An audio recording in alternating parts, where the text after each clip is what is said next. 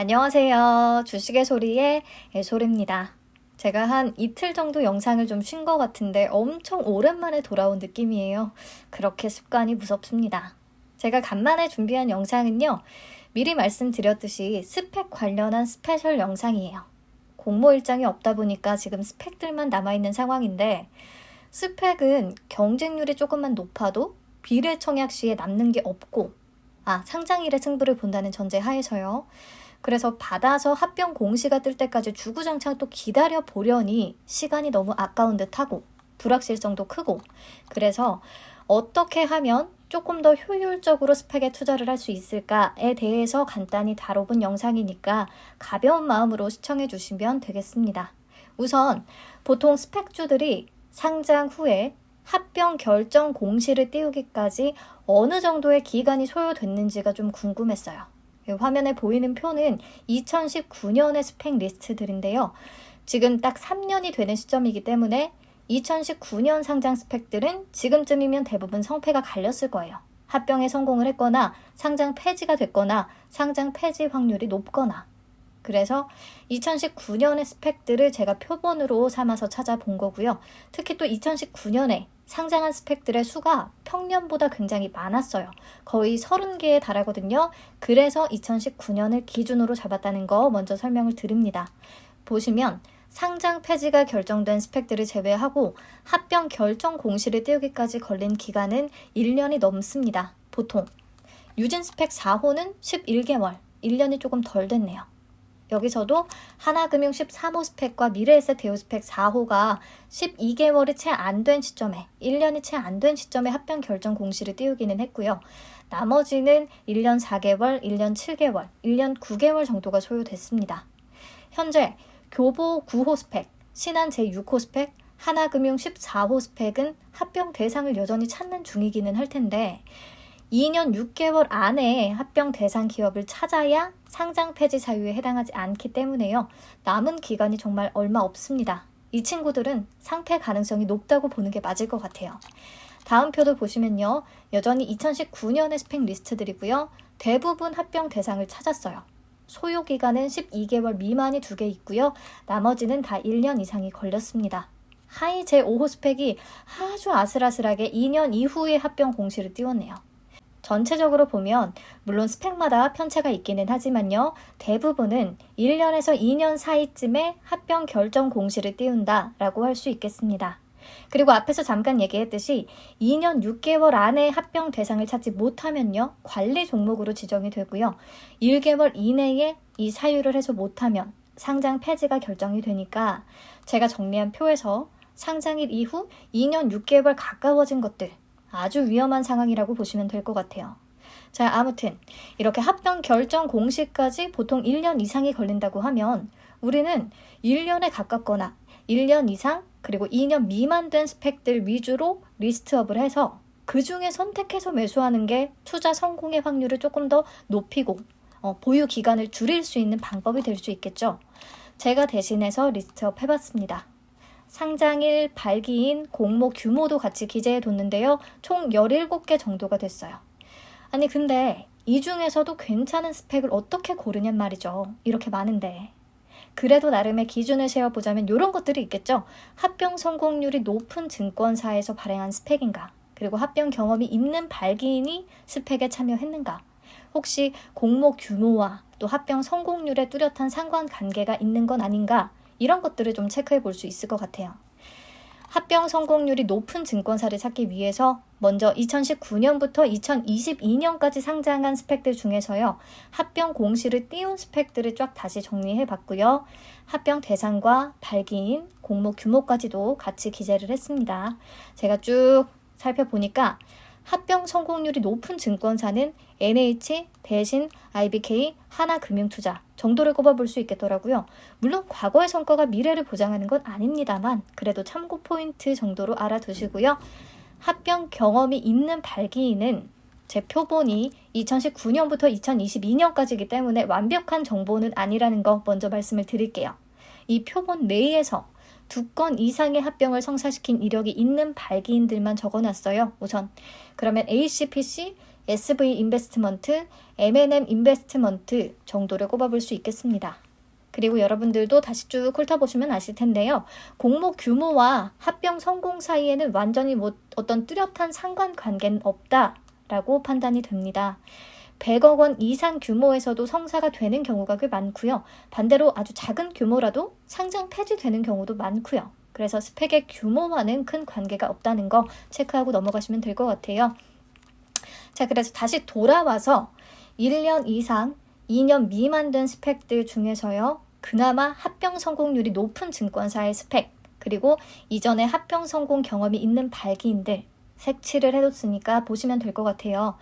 IBKS 제13호 스펙, 하나금융 16호 스펙, 유한타 제7호 스펙, 하나금융 17호 스펙, 하나머스트 7호 스펙, 유한타 제8호 스펙, 유진 스펙 6호, 하이제 6호 스펙, NH 스펙 19호 요 정도로 추려지는데 그래도 선택지가 너무 많아요. 이렇게 추리고 추려봐도 뭔가 굉장히 선택 장애가 오죠. 또 뭐 합병 공시가 과연 뜰 것인가에 대한 불확실성은 여전히 크고요. 그래서 아예 합병 공시를 확인하고 진입하는 건 어떨까? 그래도 수익을 낼 확률이 높다면 그게 낫지 않을까라는 생각에서 다시 데이터를 정리해 봤습니다. 지금까지 합병 공시를 띄운 스펙들 중에서 신주 상장까지 다 마친 2019년부터 2022년까지의 스펙들을 표본으로 삼았고요. 제가 합병 공시일, 거래정지 해제일, 거래 재개일의 종가, 거래 재개일부터 신주 상장일 전까지 기간 중에 최고가, 그리고 재개일 종가 대비 최고가까지의 수익률을 적어뒀습니다. 스펙은요. 합병 결정 공시가 뜨면 그 직후에 바로 거래가 정지되고요. 거래소가 상장 예비 심사에 들어가게 됩니다. 이 심사 결과가 나오는 날 거래 정지가 풀리는 거예요. 네, 쭉 보시면 합병 공시부터 해서 거래 정지 해지까지 보통은 3개월에서 4개월 정도가 소요된다는 것을 확인할 수가 있었습니다. 그리고요. 거래 재개일에는 주가 변동폭이 굉장히 커서 내가 어느 시점에 진입을 해야 하나 타이밍 잡기가 굉장히 어려울 거거든요. 그래서 그냥 단순히 종가에 진입을 한다고 가정을 하고 종가 기준으로 데이터를 작성했습니다.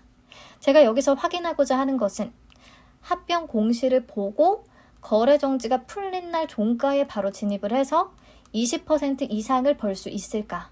이 부분이거든요. 그렇다면 굳이 공모청약에 참여해서 몇 주 못 받고 막 신경 쓰고 하느니 거래 정지 중인 스펙들을 리스트해 놓고 거래 정지가 해제되면 그날 딱 사고 싶은 만큼 종가에 진입을 해서 만족할 만한 수익을 내고 나올 수가 있으니까요. 시장에서. 네, 쭉 살펴보시면 20% 이상은 충분하겠다 싶어요. 가장 오른쪽 수익률 표를 보시면요. 물론 0%인 종목도 보이고 10% 미만인 종목도 보이고 그렇지만 대부분은 시원하게 수익의 기회를 준다는 것을 알 수가 있었습니다. 합병 대상 기업이 뭔지, 괜찮은지 이런 거 묻지도 따지지도 않고 아무따 그냥 합병 결정 공시를 띄웠던 스펙 중에 거래 정지가 풀리고 거래 재개일 종가에 진입을 하면 충분히 먹고 나올 수 있겠다라는 생각이 들어요. 근데 명색이 주식하는 사람인데 아무따 투자는 조금 그렇잖아요. 그래서 수익률에 영향을 미치는 요소는 무엇이 있을지, 합병 상대 회사는 어떤지 기본적으로 공부는 당연히 해봐야겠죠. 제가 지금까지 합병에 성공한 스펙들의 합병 상대 회사와 합병 비율을 적어뒀는데요. 보면 유진 스펙 4호의 합병 비율이 매우 높은 것을 확인할 수가 있죠. 1대 531이면 높잖아요. 프로2000 주주들은 프로2000 한 주당 스펙 531주를 받을 수 있다는 뜻이거든요. 이게 즉 스펙보다는 합병 상대 회사에 유리한 비율이다 라고 할 수 있겠어요. 이 숫자가 높아질수록 이 경우에 수익률이 상대적으로 낮다는 것을 확인할 수 있었고요. 넘어가서 보시면 대신 밸런스 제7호 스펙도요. 합병 비율이 1대 258 정도였어요. 누보 주주는 누보 한 주당 스펙 258주를 배정받게 된다는 뜻입니다. 그리고 이때도 거래 재개 후에 주가 움직임이 영 좋지가 않았네요. 당연히 또 합병 상대 회사가 속한 산업이나 앞으로의 실적, 전망, 지금까지의 실적 이런 것들도 다 중요한데 합병 비율도 주가에 영향을 미친다고 생각합니다. 1대 10, 1대 20 미만 정도면 그냥 무난하다고 보여지는데요. 이렇게 1대 200을 막 넘어가는 경우에는 스펙을 보유한 입장에서는 불리하다고 여겨지는 편이니까 체크하시면 좋겠네요. 그리고 앞에서 얘기했듯이 합병 비율 같은 경우에는요. 스펙을 보유한 입장에서 변동되는 부분은 없어요. 스펙 한 주를 보유하면 대상 기업 주식 258주를 준다는 뜻이 아닙니다. 합병 상대 기업 주주들의 경우에 변화가 생기는 거예요. 해당 주식이 스펙으로 바뀌니까요. 요 정도 알고 계시면 되겠고요. 그래서 거래 정지 중인 스펙 중에서 골라볼 때는 합병 비율과 합병 상대 회사의 산업군, 재무상태, 실적, 전망 등등을 종합적으로 살펴보는 게 좋겠다라는 거 말씀드립니다. 제가 현재 합병 결정 공시 후에 거래 정지된 스펙주들을 리스트업 해봤습니다. 그러면 신형 스펙 5호, 미래에셋 대우 스펙 3호, 대신 밸런스제 8호 스펙, 하이제 5호 스펙, NH 스펙 21호가 있는데요. 합병 비율은 크게 문제될 정도는 없는 것 같죠. 그리고 대상 기업이 속한 산업도 간단히만 제가 적어뒀는데 요거는 다 합병 결정 공시를 통해서 바로 확인이 되는 부분입니다. 제 기준에서 아주 매력적인 기업이 딱 눈에 들어오는 건 아니라서 그냥 가장 최근에 상장한 NH 스펙 21호를 기준으로 과연 메리트 있는 상장일지, 거래 정지 후에 진입을 하면, 거래 재개 후에 진입을 하면 수익을 낼 수 있을지 살펴보도록 하겠습니다. 그냥 제가 간단히 체크하는 방법이니까 참고해서 여러분들이 나머지 기업들도 살펴보시면 좋겠어요. 회사 홈페이지 들어가서 뭐 하는 회사인지, 어떤 제품과 서비스를 주로 공급하는지 보는 건 당연하고요. 관련 뉴스도 찾아봐야겠죠. NH 스펙 21호의 합병 대상은 코닉 오토메이션이라는 기업인데요. 최근 기사 중에 2차 전지용 양극재 검사 자동화 시스템 개발에 성공했다는 내용이 있네요. 그리고 APS 홀딩스 계열사라는 정보도 있고요. APS 홀딩스 계열사로는 AP 시스템, 넥스틴, DENT가 있어요. 코닉 오토메이션이 네 번째 상장사가 되겠네요. 아무튼 2차 전지 양극재 검사 자동화 시스템, 2차 전지 관련주로 엮일 수 있겠다는 기대감 우선 체크를 하시고요. 제가 공모주 분석할 때 하는 밸류에이션을 이번에도 똑같이 한번 해봅니다. 이때 참고하는 자료는 다트에서 주요사항 보고서, 괄호 회사 합병 결정, 이 본문과 오른쪽 첨부에 보면 외부 평가 기관의 평가 의견서라는 게 있거든요. 이 두 가지를 보시면 사실 대부분의 내용은 다 파악할 수가 있습니다. 밸류에이션을 위해서 시가총액과 당기순이익을 참고할 거고요. PER을 계산해 볼 거예요. 우선 시가총액은 어떻게 계산하냐? 합병 신주의 주식 수에 스펙 기존 발행 주식 수를 더한 다음에 거래 정지 직전의 종가, 현재 주가를 곱해서 계산을 합니다.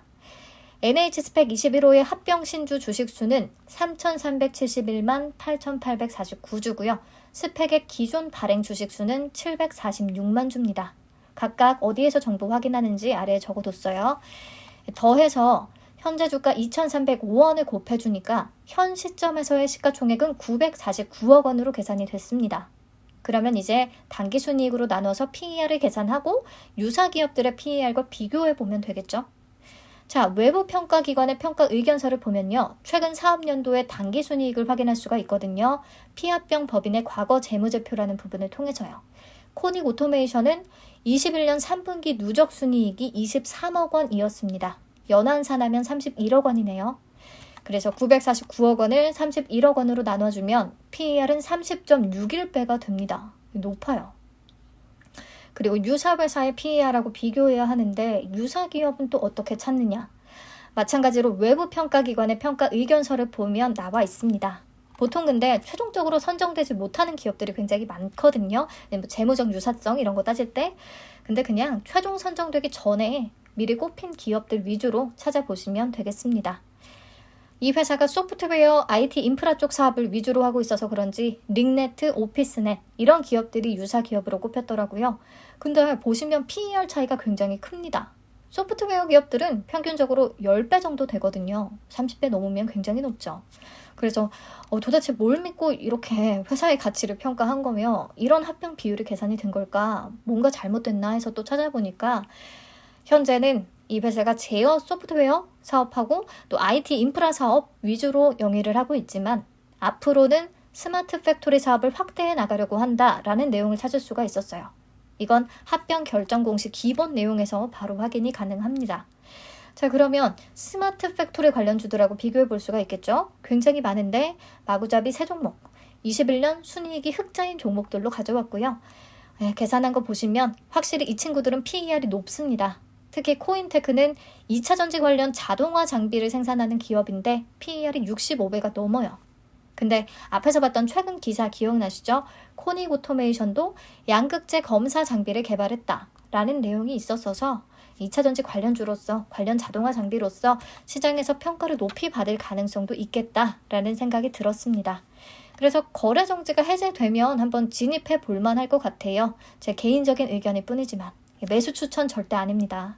다 이론적인 점검일 뿐이고 종목들이 어떤 이슈와 어떤 테마로 엮여서 얼마나 더 오를지 아니면 반대로 떨어질지 예측하기는 쉽지 않습니다.